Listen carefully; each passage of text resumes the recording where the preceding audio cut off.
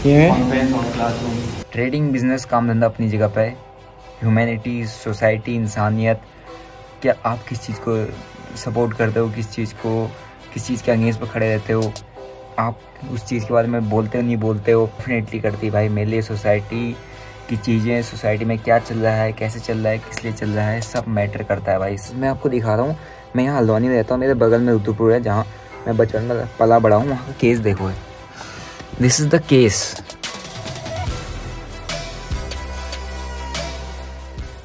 हे guys, कैसे हो आप लोग? आई होप बढ़िया होंगे। गाइस आज है संडे, और संडे है तो फिर फन डे। अब कुछ फन भी नहीं हो सकता, बारिश वारिश हो रही है, पहाड़ों में कहाँ ही जाऊँ, क्योंकि अब कुछ बचा ही नहीं मेरा जाने वाने के लिए। अब तो हम बोर हो गए ज़िंदगी से, तो मैं सोचा हूँ अपना, अभी मैं व्लॉग भी स्टार्ट कर रहा हूँ दिन के 2 बजे। अब सोचो दिन के 2 बजे व्लॉग स्टार्ट हो रहा है, दिन भर में क्या कर दूँगा। मैं कुछ नहीं कर रहा था, मैं सुबह संडे था, मैं सोया हुआ था, मैं सो के उठा, मैंने मुँह धोया, मैंने 3 घंटा रील देखी, ऐसे ऐसे करिए। फिर मैं एक बार रील देखना चाहता हूँ तो फिर 3 घंटे तक मैं रील ही देखते रहता हूँ, अलग अलग कलर। और उस रील की वजह से जहाँ मैंने 5 मिनट रील देखनी होती है, और करके वो 3 घंटे हो जाते हैं भाई।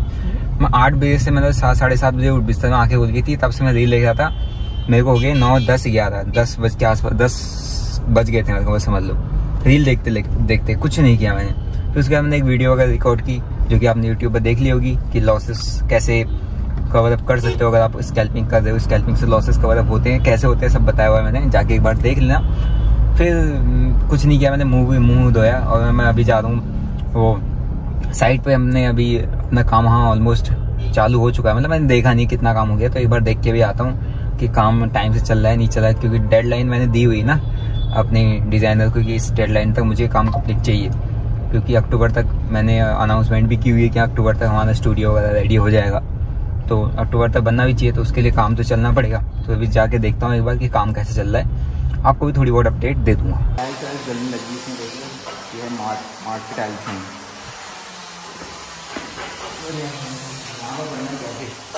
वाह, छोटा कैफे नाम हमने डिसाइड किया। छोटा कैफे का नाम बताओ कोई। छोटा कैफे रख देंगे, कैफे का नाम ही। ये है कॉन्फ्रेंस और क्लासरूम, कॉन्फ्रेंस रूम। इसकी सीलिंग बनती है ना, अच्छा ऐसा बनती है सीलिंग, फ्रेम लगा के इसके ऊपर फिर लगाएगा वो। हाँ, तो अब इसकी हाइट नीचे हो जाएगी, वरना पहले बहुत ऊंचा लग रहा था। ऐसा सीलिंग बनी है,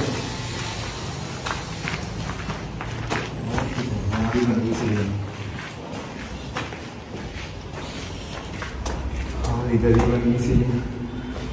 ये है अपना ऑफिस, इसकी बनी सीलिंग। अच्छा, और ये वॉशरूम, बाथरूम में सीलिंग होगी। अच्छा, और कितना काम है।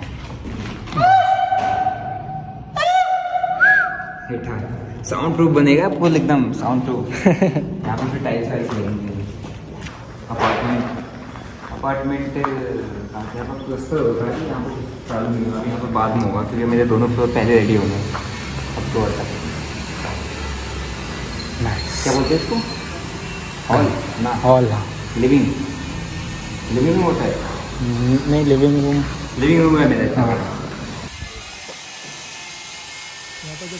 तो गाइस काम अपना काफ़ी तेज़ी से चल रहा है और ऑन प्रोग्रेस है।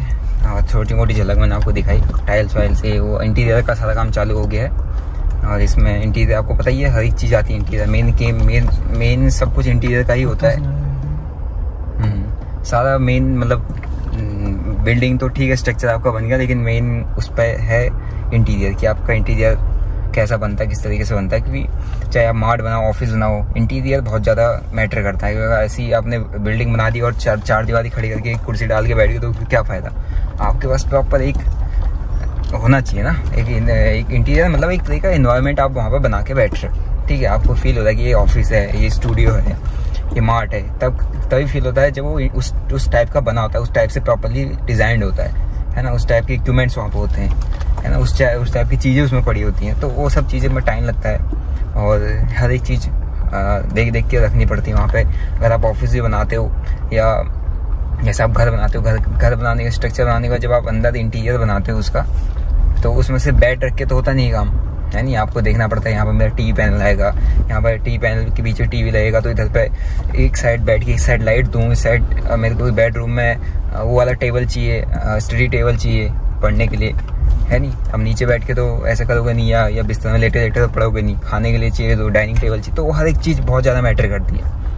ठीक है, तो फिलहाल अब चलते हैं मार्केट, करते कुछ शॉपिंग वगैरह। सो गाइस यहाँ पर हो रही है शॉपिंग, और दबा के शॉपिंग हो रही है, और हमें यहाँ पे कुछ फ्री मिला है। क्या फ्री मिला है?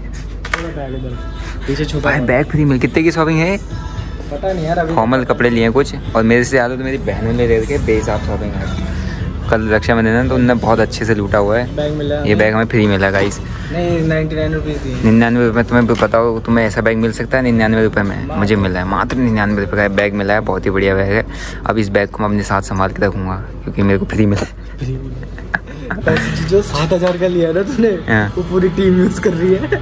क्या वो बैग मिला है? ये नहीं रही, ये अपने पास ही रखेगा। हाँ बेटा, फ्री मिला है यार। देख इसमें ये भी लोगो भी बना बढ़िया वाला, ये अच्छा मिला है, वो अपने पास रखूंगा। जो 7-8 हज़ार का लिया था वो सब यूज कर रहे हैं, उसकी कोई वैल्यू नहीं है, वो पड़ा हुआ है। तो गाइस बहुत भयंकर बारिश हो चुकी है, अभी ज़बरदस्त यहाँ पर बारिश होने वाली है। मज़ा आ रहा है बहुत बारिश देख के, और पता नहीं कैसे हुई अचानक से इतनी बढ़िया बारिश। मेरी गाड़ी धुल गई है, साफ़ हो गई, मुझे कल कारवां से लेके जानी नहीं पड़ेगी। सो फाइनली गाइस अपना जो ट्रेड है उसका मैं आपको वो दिखाऊँ तो ये है कंडीशन। यह टारगेट प्राइस, नीचे वॉल्यूम काफ़ी अच्छा है, तो टारगेट यहाँ पे है। मैं इसको यहाँ पर कुछ क्वांटिटी निकाल लूँगा क्योंकि टारगेट के आसपास आ चुका। वॉल्यूम वैसे वीकेंड में कम रहता है, बट स्टिल इसने मेरे को कुछ ना कुछ टारगेट यहाँ पर दिया है जो कि बहुत सही है, और अपना यहाँ पर टारगेट हिट हो चुका है ऑलमोस्ट, आप कह सकते हो। लेकिन मेन प्रॉब्लम क्या है, मैं अभी मेरे को जो मैं अभी डिस्कस करने वाला हूँ, ये आप कहोगे कि भाई इससे ट्रेडिंग का क्या लेना देना, क्या मतलब है, क्या बात कह रहे हो, क्या इससे कोई ऐसे मतलब क्या है, मतलब है ऐसा ये सब डिस्कस करने का।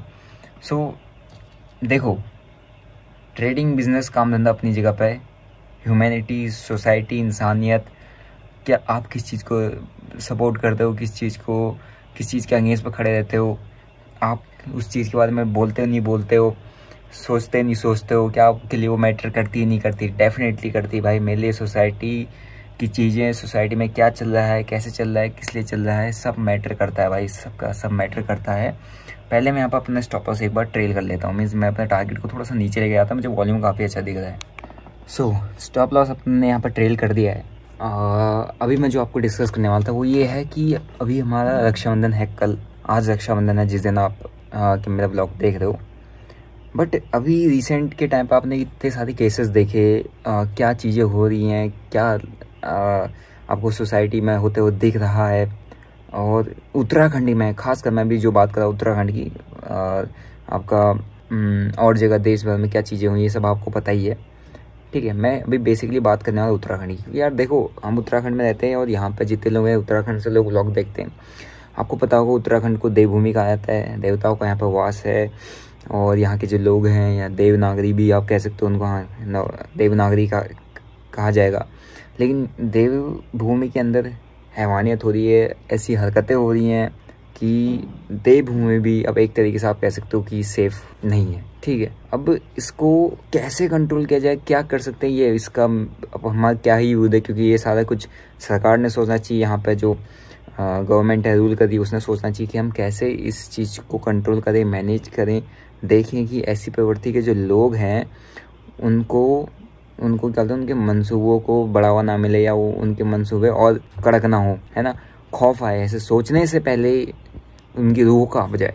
इस तरीके का कोई एक्शन चाहिए बॉस। मैं आपको दिखा रहा हूँ, मैं यहाँ हल्द्वानी में रहता हूँ, मेरे बगल में रुद्रपुर है जहाँ मैं बचपन में पला बड़ा हूँ। वहाँ का केस देखो है, दिस इज़ द केस कि उत्तराखंड में नर्स के साथ ये इस तरीके का हैवानियत हुई है, और ये रुद्रपुर का है। ठीक है, 17 अगस्त का ये न्यूज़ है, और सभी जगह पे रुद्रपुर। ठीक है, 33 ईयर ओल्ड ये है भाई, एक नर्स जो जितने मरीज आते हैं वो आते हैं, उन सब का ख्याल रखती है। मेरी दीदी हैं वो नर्स हैं, है ना, दूसरी दीदी वो भी नर्स है। तो अब वो इस तरीके के केस होंगे तो क्या वो अपना काम सही से कर पाएंगी? क्या वो जो उनको एक ड्यूटी दी गई है, क्या वो सही से कर पाएंगे इस चीज़ को देखकर? आप खुद सोचो, एक ऐसा गलत कदम, एक ऐसी चीज़ जो सोसाइटी के लिए हानिकारक है, वो चीज़ हो रही है, तो इसका इम्पैक्ट देखो कितना बड़ा पड़ रहा है ना, है नहीं? किसी भी पेशेंट अगर कोई भी जाता है तो अभी अगर ऐसे इंसिडेंट होंगे तो क्या वो नर्स, क्या वो डॉक्टर पेशेंट जो है, बीमार व्यक्ति जो है, उसको क्या बोलते हैं सही से कैटर जिस तरीके से उसका ट्रीटमेंट करना चाहिए, उसकी केयर करनी चाहिए, कर पाएंगे? उनके दिमाग में एक डर बैठेगा, उनके अंदर एक डर बैठा रहेगा हमेशा कि ये चीज़ें हुई हैं। और इनमें से कोई भी ऐसा इंसान हो सकता है जो इस प्रवृत्ति से, इस मेंटेलिटी से आया हो। आप खुद सोचो, एक छोटा मैं क्या हूँ, एक ऐसी हरकत, नीच हरकत, इससे क्या कुछ हो रहा है, कितने बड़े लेवल पे ये चीज़ इम्पैक्ट कर सकती है, आप खुद सोचो। ठीक है, सो अपन कर तो क्या सकते हैं, हमारे पास, हम एक आज़ाद देश में रहते हैं, यहाँ पर हर एक चीज़ कानून के दायरे में होकर चलती है ना, लॉज हैं हर एक चीज़ के। हम अपने हाथ पे हथियार उठा के नहीं चल सकते, क्योंकि अगर चल पाते तो बहुत सारी चीज़ें यहाँ पर हो जाती है ना, लेकिन आवाज़ तो उठाई जा सकती है। लेकिन ऐसी चीज़ों के लिए स्ट्रिक्ट रूल तो बन सकते हैं कि भैया शूट एट साइड करो ना, ख़त्म करो। जो क्योंकि यूपी में क्या हो रहा है, एक्टिविटी है, वहाँ पर भी तो कोई एक्शन लिया जा रहा है उसके अगेंस्ट में। वहाँ पर भी तो बहुत सारी चीज़ें हो रही है, वहाँ पर भी तो इतना फेर बदलाव हो गया है, इतनी सारी चीज़ें चेंजमेंट वहाँ पर हो गया है। मेन चीज़ें जो ऐसी प्रवृत्ति के लोग होते हैं ना, उनकी ना मतलब एक तरीके से उनकी सोचने से पहले काम चाहिए, ऐसी चीज़ें करनी चाहिए ना। यूपी में भी तो रूल्स एंड रेगुलेशन है, लेकिन उनकी गवर्नमेंट है, वहाँ के जो रूलिंग गवर्नमेंट है, उसने एक्शन स्ट्रिक्ट लिए ना उसके अगेंस्ट में। वहाँ तो सीधा एनकाउंटर होता है, लेकिन प्रोसेस के थ्रू ही होता प्रॉपर एनकाउंटर है, होता सबको पता है कि क्या हो रहा है, किस लिए एनकाउंटर किया गया, क्या किया, सब जानते हैं, लेकिन लीगल भी उसमें प्रोसेस के थ्रू वो किया जा सकता है।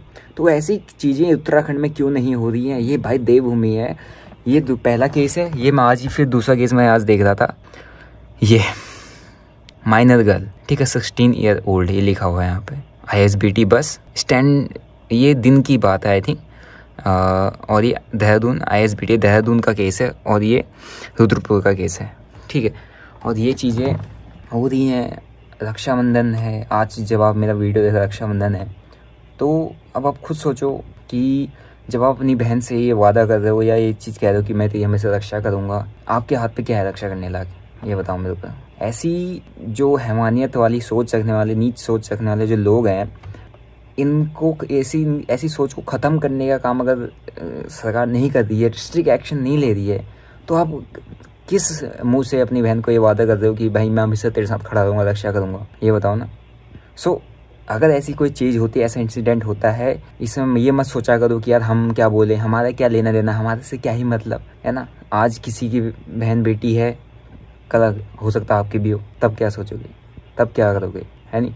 सो ऐसी चीज़ें होती हैं, रेज योर वॉइस, आवाज़ उठाओ, बोलो, इसके अगेंस्ट में प्रोटेस्ट होनी चाहिए, इसके अगेंस्ट में आवाज़ उठनी चाहिए कि भैया हमको नहीं चाहिए, हमको इससे मतलब नहीं है कि तुमने क्या पनिशमेंट दी, तुमने उनको पकड़ लिया, ठीक है, तुम आज ही पकड़ोगे, कल भी पकड़ोगे, परसों तीसरा केस होगा उसको भी पकड़ लोगे, नरसों चौथा केस होगा, बच कोई नहीं सकता है, पकड़ लोगे, ठीक है, पकड़ा जाएगा, केस चलेगा, घूमते रहेगा जेल में, रोटियाँ खाएगा भाई, वो खाएगा, वो